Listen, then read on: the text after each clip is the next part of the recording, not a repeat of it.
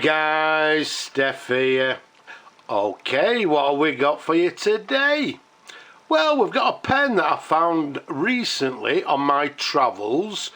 Unfortunately, I started work on the pen before I remembered to do a before and after video, because when the pen came to me it was in a sorry state, very dirty, discoloured, etc, etc. But hey ho, here's the pen in question. It's been fully restored and looking for a new home.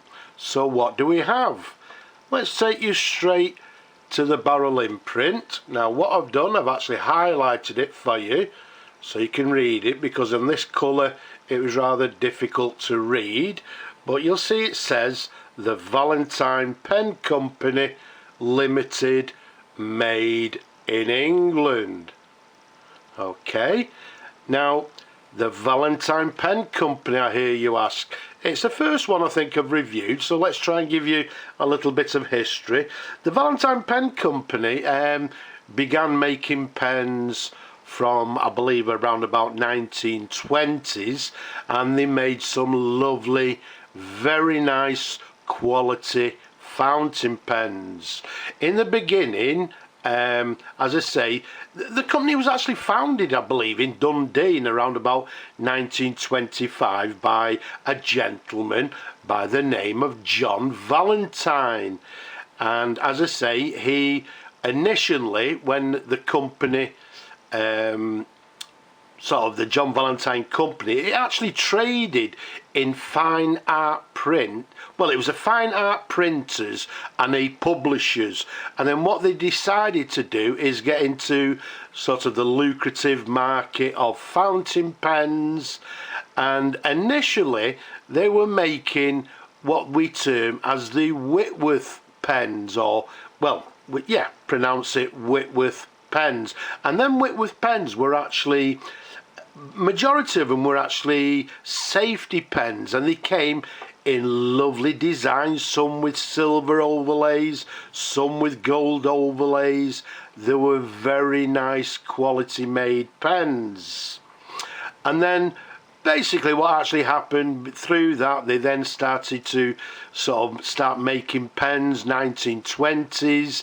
The Valentine Company, I think they moved to the Newhaven factory.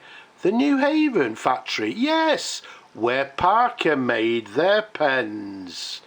So they moved to the Valentine Company moved to the Newhaven factory, like a lot of pen manufacturers of that period, as we've mentioned before. The Valentine Company actually made pens for other manufacturers, other pen companies, etc. And they made lots of pens for other people to sort of keep going, if you like, because I believe what actually happened, they weren't very good at sort of advertising or marketing the pens, so they weren't as popular as other manufacturers. So, and then I believe, I don't know, around about the 1930s, as I say, they then by that time we're actually at the Newhaven factories making Parker pens as well, including the range of the streamlined Dufols, the Victory pens, and all these pens use similar materials, similar celluloids. And this particular one, as you can see, is a golden pearl. It's a gorgeous colour, and again, it's actually, I believe this pen or the material was made from some of the Parker pens. Okay, so at that particular time, as I say, they were making pens at the Newhaven factory, and then around about the 1945 period, I believe Parker actually bought the Valentine Pen Company, although Valentine was still making pens at the factory. It was now under the umbrella, if you like, of Parker pens. And I think they went on, I don't know, maybe through to maybe 1950s. By that time they were, wholly owned by Parker themselves. But yeah, they made some excellent pens, some lovely celluloids. And again, the celluloids, I believe, were used in conjunction with Parker, because this particular celluloid I think I've actually seen on a Parker Dufold. And again, you can see some of them look very similar to the celluloids used by the Parker Victory fountain pens, and in some cases it's questionable whether the parts were actually used from other pens. For me personally, I think this lever may have actually come from, well, the Summit factory. I don't know, I may be wrong. And you see it's got, well, let's go through it for you.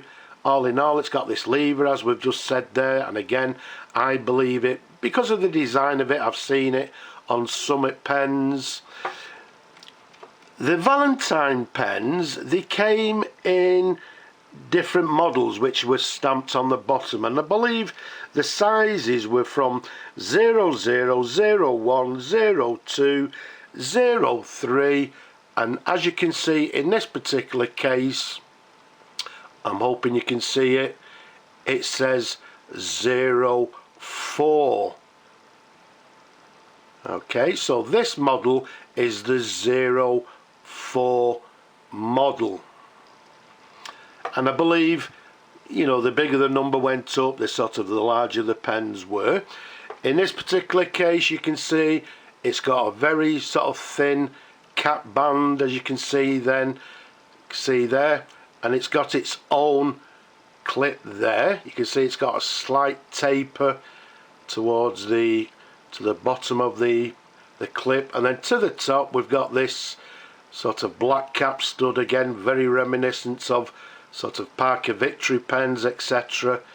But an absolutely gorgeous pen. As I say, I believe this one being what we term as a golden pearl colour. Some slight discolouring here and there, but in my opinion it's a gorgeous looking pen. The size of it capped is 128mm capped. Around the barrel it's a nice 12mm in diameter, and this pen I'm dating from the 1930s. Gorgeous pen. And again, because it's this Valentine pen, again let's show you the barrel imprint there. Okay, these don't come on the market very often. They're not rare pens, but they're not common. They're absolutely gorgeous. And again, the history, as I've just mentioned, there's sort of questionable which, you know, did they make their own pens? I think they did. I think they used different sort of celluloid, different material from Parker themselves. They made some gorgeous different colours, different models, etc.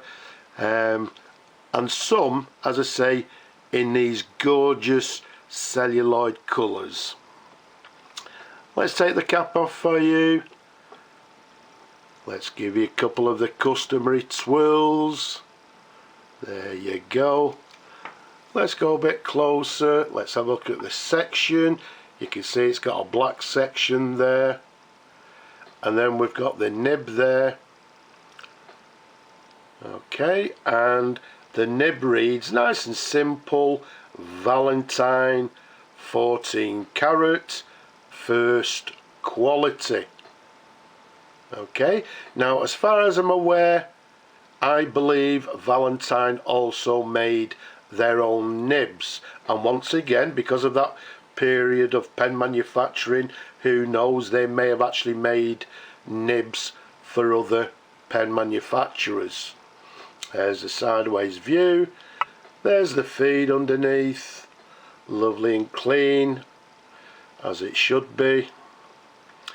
Everything's been cleaned as usual. We've put a brand new sack in the pen, and as we said, what we'll do, we'll find a nice new home for this pen.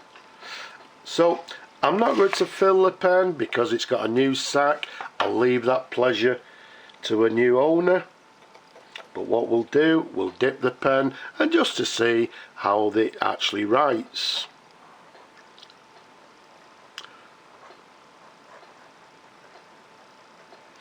So it's the Valentine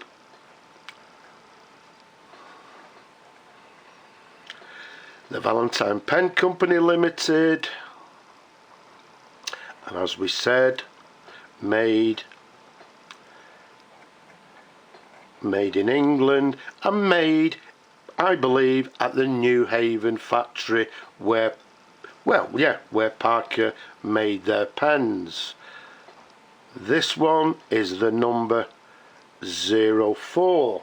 Let's just give it another little dip. It's writing with a fine line. There's no variation, so it's quite a stiff nib, but writing very nicely indeed.